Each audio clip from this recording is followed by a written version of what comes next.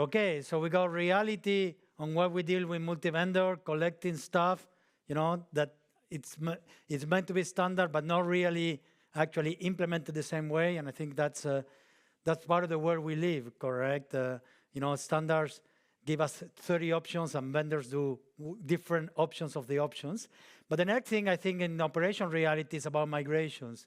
So migration is the world we live, correct? It's part of one of the most common tasks and repetitive tasks that we do in networks.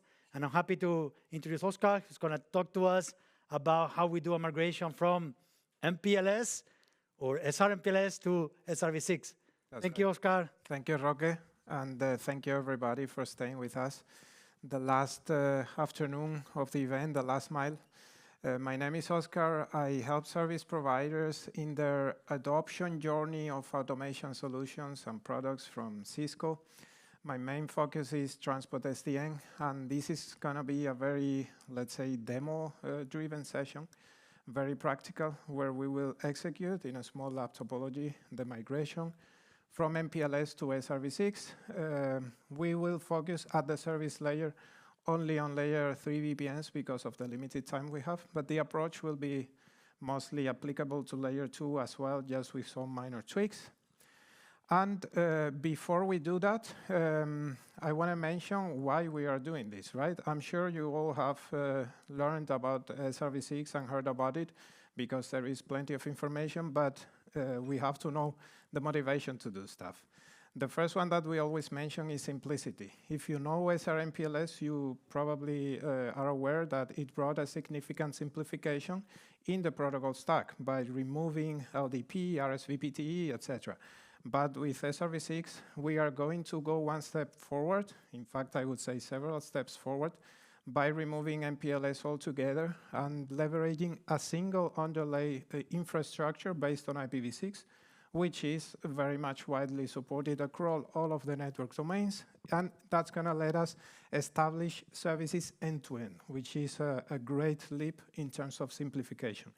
And it brings some side effects that are very nice as well. For example, the scalability. We can organize the addressing schemes of our network domains in a hierarchy for our locator prefixes. We can go back to prefix summarization, which is something that we stopped doing with label switching, because we cannot summarize labels, right? But we can do it now and reduce our routing tables. And it's basically a very future-proof solution because it's not a solution we are adapting from the past. It was designed and conceived with SDN programmability and extensibility in mind. So even though there is a lot of functions and behaviors that are already specified, some of them by IETF, others implemented by the vendors directly, it's totally open. So in the future, as new use cases come, and they keep coming, that's not going to stop, we can easily implement new functions, program them, code them, and add new behaviors. As I said, this was designed with programmability in mind, so it supports APIs, automation, etc. And it's basically, in my opinion, the future of networking. And now, we go to the actual migration, or at least the description of what we're going to do. We're going to be using a lab topology to simulate a live network. It's a small one. It's quite simple. Has 10 routers. The ones in the corners, routers 1 to 4, are the PEs. Then we have 2 route reflectors that will be open or configured for the control plane over BGP. And everything is based on IPv4 and MPLS at the beginning when we start the migration. So nothing about IPv6. In this case, we have an ISIS routing process as IGP. And we will see that we have onboarded this topology, obviously, to CNC, to Crosswork Network Controller, and NSO, which is part of CNC. And we have also provisioned some layer 3 VPN services that we will be migrating. In a real-life scenario, you will not have provisioned them, but reconciliated them, because typically we have brownfield, but the situation is the same once they are visible and controllable through CNC. This is the process that we are going to follow. Basically, first we will enable IPv6 routing, right, just for IPv6 connectivity in our topology. Second step, we will configure SRv6 microseed locator prefixes in every router. Step number 3, control plane. We will enable a new BGP route reflector dedicated for SRv6 so that we have control and we can switch from one to another when we want to, when the process demands it. Step number 5, we will have an SRv6 ready network now on top of our working MPLS-enabled network, and we will run some basic verifications to make sure that things can work over SRv6 as well. Step number 5, we will enable dual control plane for our services, so the ones that are working over MPLS.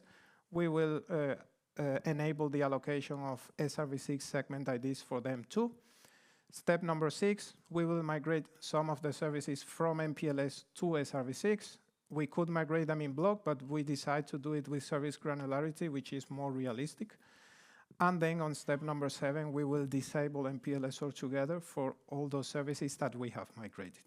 So that's a lot of work, but the goal in this demo is to save us work and also leverage all of the automation potential. So we want to execute everything using API calls instead of manual CLI commands. We will show here and there some CLI commands for verification purposes, because that doesn't hurt, and we are engineers and we also like to use some of the tools that are useful from the past, but all of the, let's say, configuration actions will be executed through API calls. These API calls will be sent to CNC, which for provisioning, for configuration changes, will act as a proxy to NSO.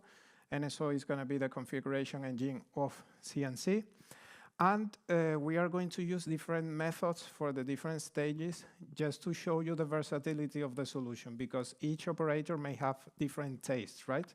So we will use 2 AP clients, in this case, Postman, for the simple ones that are easy to build, the payload, and Python scripts for the more complex ones when we have to build long payloads, maybe with dynamic information for a variable number of VPN services, variable configurations. We will put that information that is different per service or per router in some inventory files that we call them, formatted in CSV, and we will have some Python script reading that, generating the payload, and sending the API calls. Apart from that, we are using also NSO services, 2 custom NSO services that we have developed for this, as well as the IETF layer 3NM service packages that come out of the box with CNC as part of the transport SDN core function pack that you get with the solution. So let's start. At the beginning, we are using the topology that I showed you already, and it's very simple. We are just having everything working over IPv4 and MPLS, that's all. So control plane, user plane, routing, everything like that. So let's see what we have to do. In the first step, we have to enable IPv6 transport and routing. So we would have to go to the configuration, configure IP addresses, IPv6 addresses for the routers. There are 2 options, only link local address or global addresses. We are going for link local because it's simpler and we don't have a need for global addressing in this case. We'll configure a loopback, and then we have to go to the IGP routing process and enable the address family of IPv6 for all of them. This is a lot of work in a lot of routers with a lot of interfaces. So the way we're going to automate it is we're going to send an API call to CNC that will forward it or proxy to NSO. And in NSO, we have created a service package that is of the type Python. The beauty of this type of service is that you can add logic to it. So we don't want to add every specific interface for every router to enable, because that's a lot of work and it's prone to error. So this Python logic running as part of the service is going to retrieve the enabled interfaces for IPv4 from the IGP config that it has a copy of in the CDB, and it's going to enable all of those at each router for IPv6 with link local addressing. It's going to enable it at the IGP process and also in the global running config. And obviously, it will also configure the loopback interface that we have to give explicitly. Once this is done, this logic runs. It's going to provision all of the devices at once with one service instance. So let's see that in action. First, this is the topology onboarded to CNC. We are going to run a quick verification to see that we only have IPv4 addresses and links and interfaces. So we go there and we see that it's all IPv4, no IPv6 yet.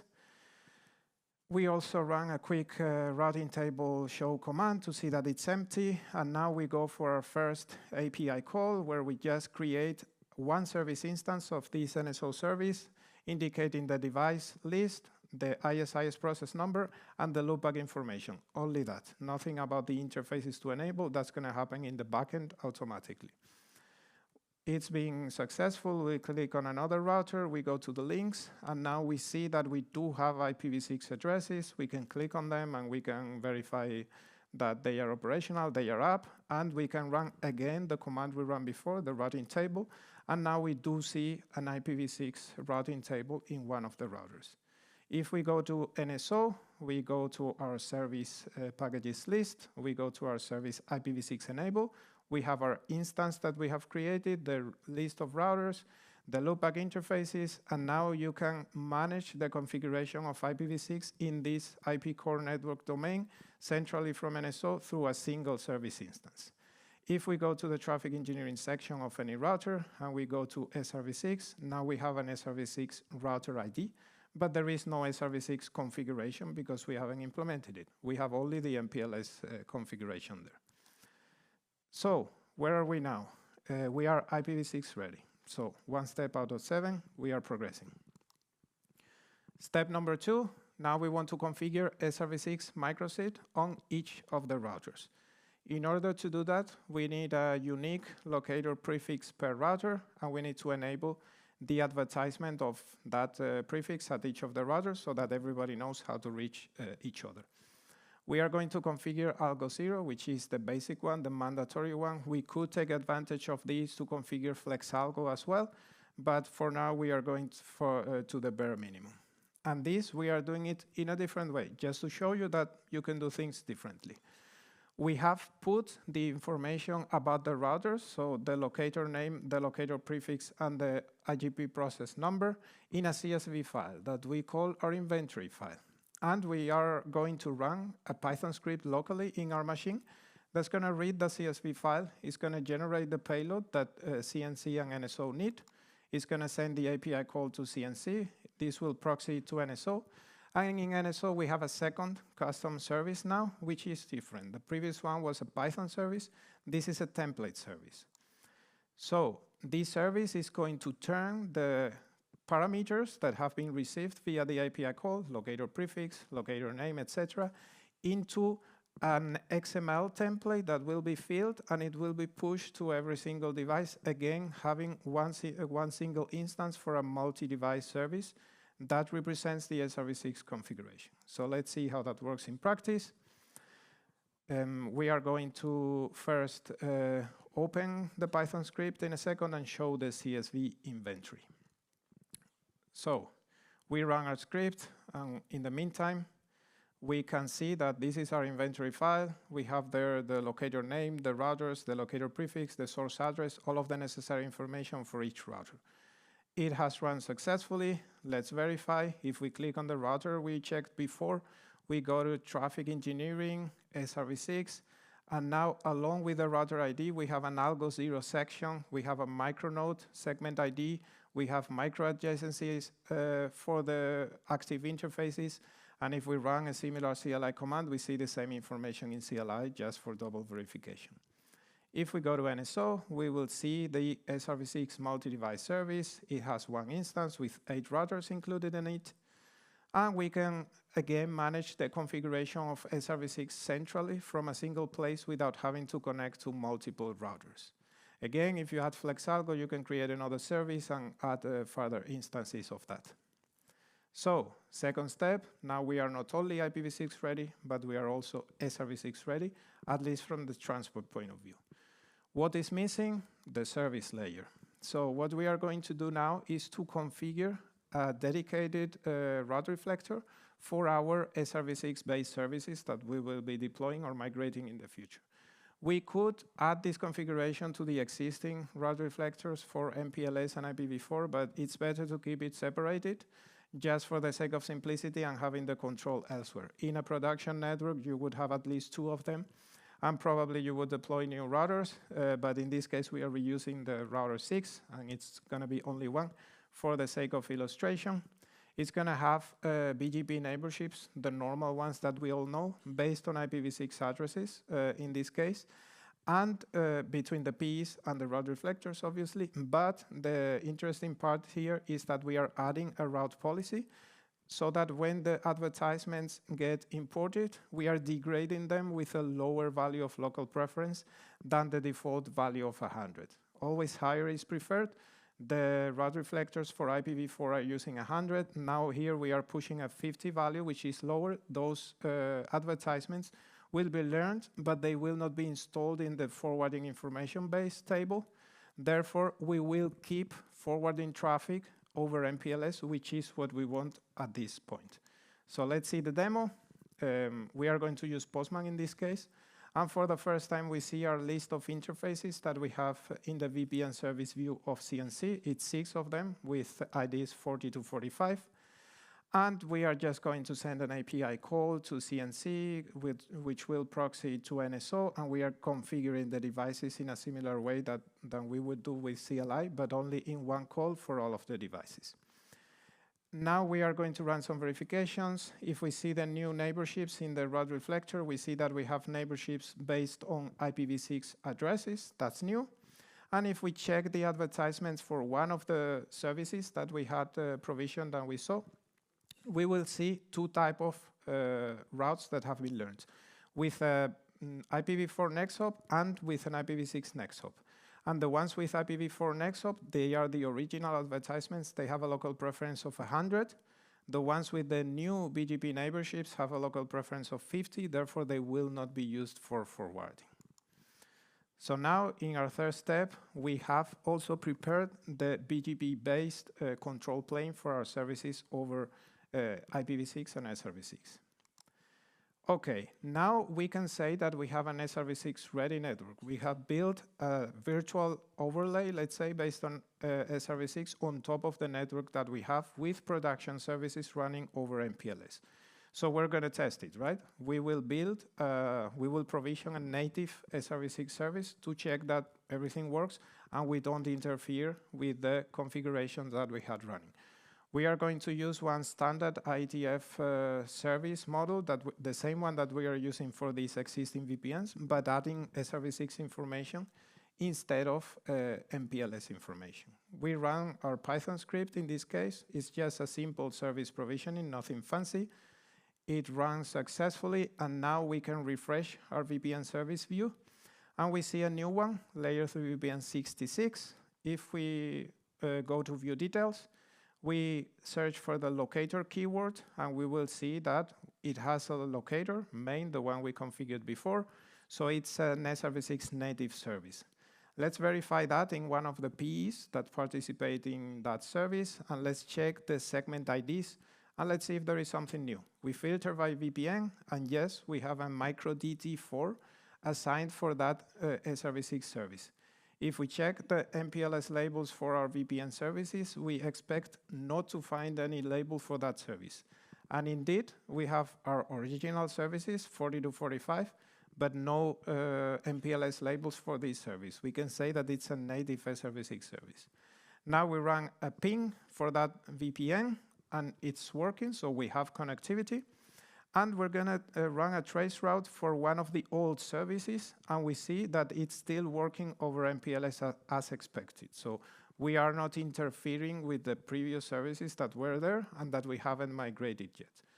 So with this basic verification, now we are sure that we can have services working over SRv6 and over MPLS without interfering with each other. So we have verified that the control plane and user plane can be established, and they seem to work. But remember, we are degrading the local preference of the BGP SRv6 advertisements for the production services. Next step, what we want to do is, now we're going to start the actual migration process of our legacy services, let's call them. we are going to enable a dual control plane. So they have MPLS labels. The forwarding is working over MPLS. We want the forwarding to continue to work over MPLS, but now we want to allocate them an SRv6 segment ID, a micro DT4 in this case, same as we did for the dummy service that we configured before. This is done with a functionality of iOS XR that is called dual connected PE. And basically, we have to enable MPLS label allocation, which is happening already, and SRv6 seed allocation for the same services. We do that per VRF. So we have to go to the running config and configure under each VRF a set of commands that you see on screen. Remember that in the rod reflector for SRv6, we are still degrading those advertisements. So we expect the forwarding to continue to happen over MPLS. Let's see the configuration. We are going to run, in this case, a Python script that is going to read an inventory file with our list of services to migrate. Because if we had thousands of services in our network, the API call would be a monster if we had to do it manually. So we verify that there is no micro DT4s. We run the script, and now the script is reading this service inventory file. It's reading the relevant information about it, and we have put there the locator that we have to use for each of those services. In this case, it's only one, so it was a no-brainer, but you may have more than one. If we run the same command, now we see that we are allocating micro DT4 segment IDs for those legacy VPNs that are working over MPLS. And we still conserve the MPLS labels. We want to make sure that the forwarding still happens over MPLS. We run a traceroute, and indeed, we have MPLS labels. So now we have a dual control plane, but forwarding plane continues to work the way it was before. Okay, so now we have progressed further. We have the services identified by MPLS labels and SRv6 segment IDs. But forwarding continues to occur over MPLS. So we haven't done any live traffic migration yet. We just have a dual control plane. And the actual migration is what we are doing in the next one. So in this case, again, we are going to use our CSV inventory file. If you noticed before, if not, we will show it now. We added a column that says prefer, and this prefer will be SRv6 or MPLS. So for some of the services, we want to migrate the user plane traffic to SRv6 now.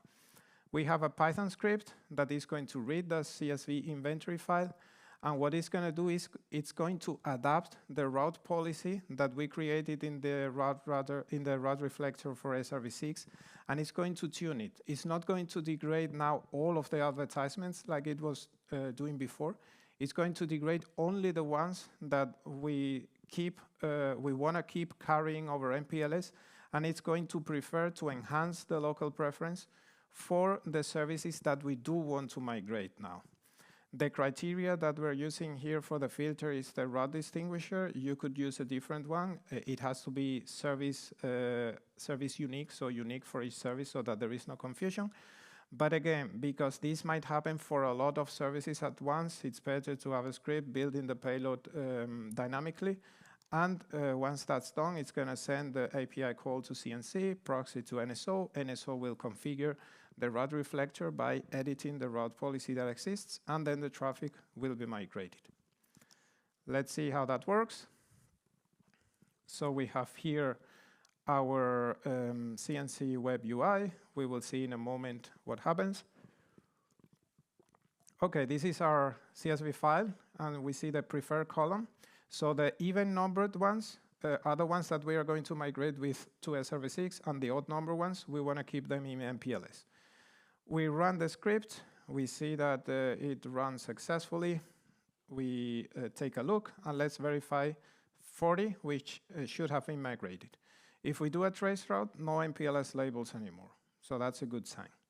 Now, if we do the same traceroute for 41, which is one of the ones that has to remain over MPLS, we do see MPLS labels. So now we have connectivity over MPLS for some services and over IPv6, SRv6 for some of the other services. If we take a look at the routing table, we see that for one of the migrated services, now we see IPv6 BGP next hop addresses, and local preference of 150. And for the ones that we have not migrated yet, we see IPv4 next hop addresses and local preference of 100. The last verification is the route policy on the route reflector. We see that it has been built dynamically, it's there, and that's the switch that we have to push when we want to migrate from one service to another. Again, if we were in a production network, we would have more than one, so you would have to adapt the route policy twice. But basically, we have a single point where we can just push the switch and move the traffic from MPLS to SRv6. There is other approaches, like to do the filtering and the degradation or enhancement of the local preference value at the source PE, at the destination PE, but we would end up with more points and therefore more possibilities of messing something up. So I think this solution is a bit cleaner. So we have executed the penultimate step here. We have all of our services identified now by MPLS labels and SRv6 seeds. So control plane is dual for all. We have migrated some of them. So at this stage, we have some services forwarding traffic over MPLS and some other services forwarding traffic over SRv6. And the last step is for those that we have migrated already to SRv6, eventually at some point you trust that they work and you don't need the MPLS labels anymore. So we are going to remove the MPLS configuration. The services will not be identified by MPLS labels anymore. What we have to do now is to basically revert or a part of the dual connected PE configuration that we applied before, but actually we don't have to do that.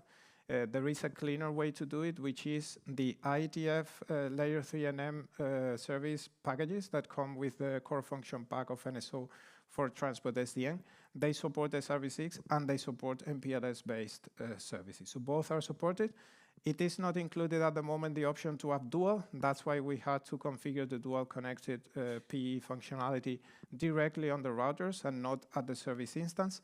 But if we migrate the service instance of NSO and CNC from MPLS to SRv6, the effect that we are going to achieve is to basically revert and remove the MPLS configuration part of the dual connected PE configuration for the VRF that we modify.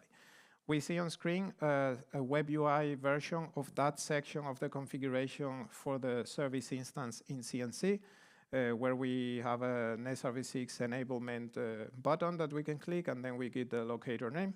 We are going to do that, but obviously not in the web UI, because if we have a lot of them, that would be a mess, also not CLI.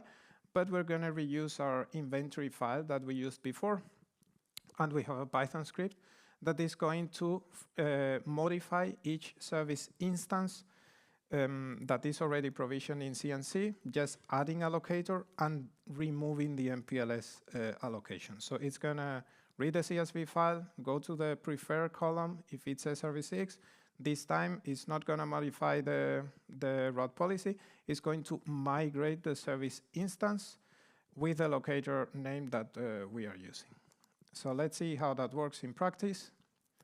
We have there our list of VPNs. Remember, the even numbered ones are the ones that we have migrated to SRv6 already.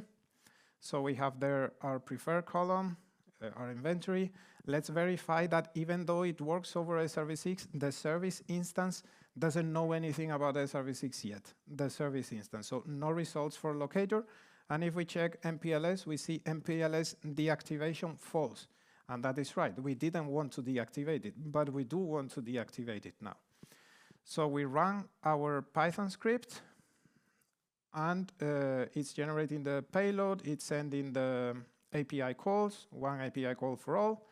And now we go back to the same service, one of the ones that migrated. We search for locator, and now we do see locator main. So it's showing also at the service instance.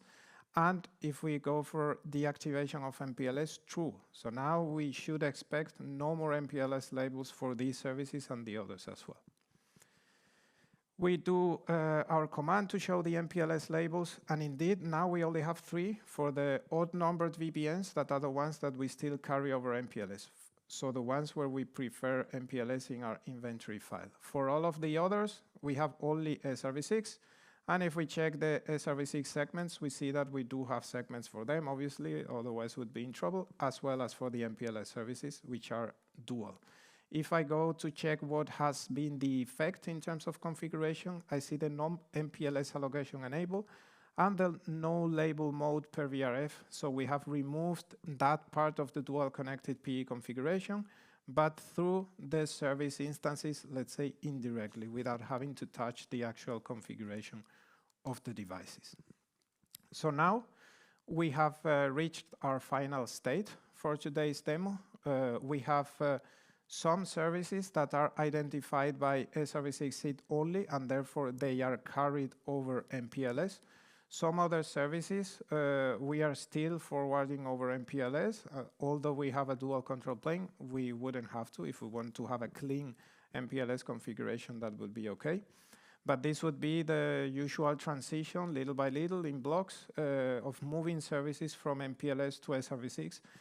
I would have liked to show traffic engineering as well, but due to the limited time, I couldn't. But this is compatible with SRv6, with traffic engineering.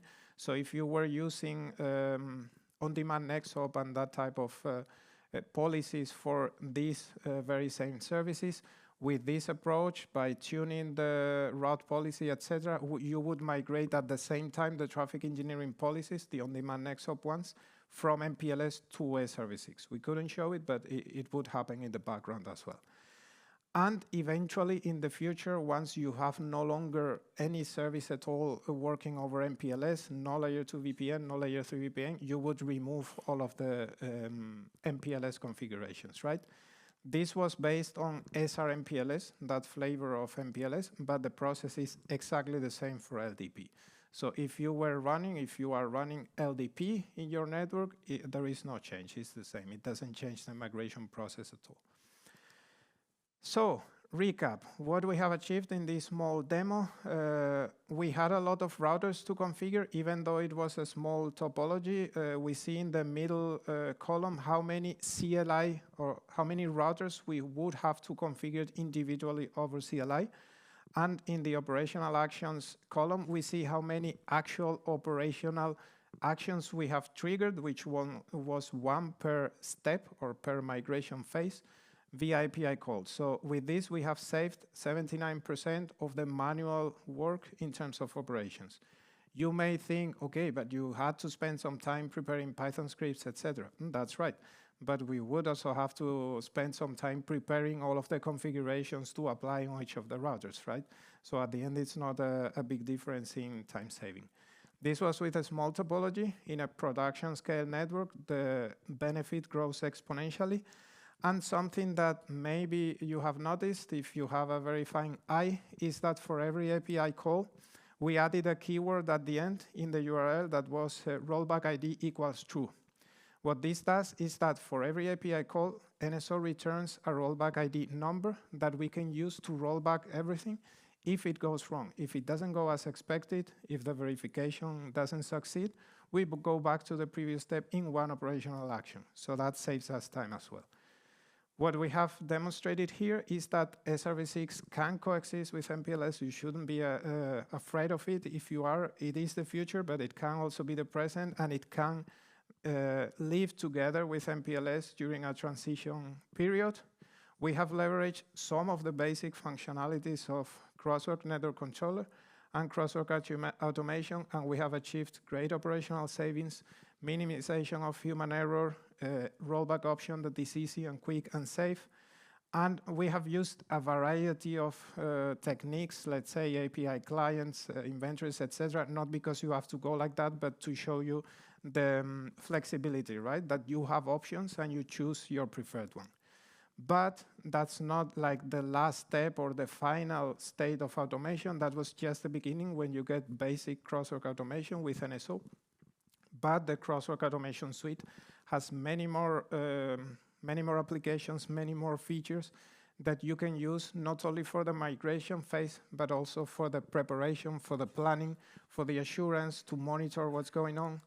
We have solutions like crosswork planning that can help you prepare do some capacity planning, simulate what-if scenarios. Okay, if I move the traffic, maybe a policy from here to there, what happens, what is going on with the capacity, with the congestion. You have a lot of optimization features that you can leverage. We have seen how it works with service provisioning and visualization. You can enable assurance or service monitoring for your services to automatically detect what's going on with them if there is something that is not working. And eventually, if you go for Crosswork Workflow Manager, there has been several very interesting sessions about that product in this event and the evolution and the new features that are coming. You can basically orchestrate and streamline the whole process from a unified point in a unified way, integrating the verifications into the automation process, which is very important, so we don't have to run CLI commands and manual verifications.